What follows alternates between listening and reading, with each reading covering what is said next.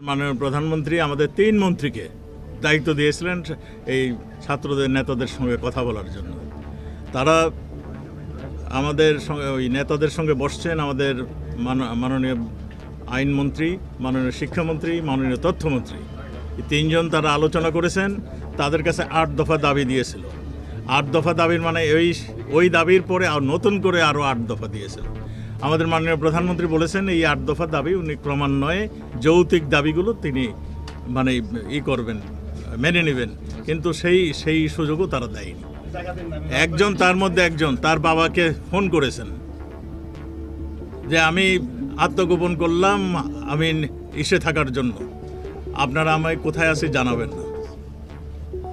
এইরকম খবর যখন আমরা পাই সোশ্যাল মিডিয়াতে তারা এই ধরনের প্রচার করেছেন, এগুলো যখন আমরা পেয়েছি তখন তাকে সেফ কাস্টডিতে আমরা নিয়েছি। আমরা তাদের কাছে জিজ্ঞাসা করছি যে কারা তাকে এই আক্রমণ করতে চাচ্ছে। এগুলি জিজ্ঞাসাবাদ করে আমরা সিদ্ধান্ত নেব তাকে মানে কিভাবে কি করা যাবে।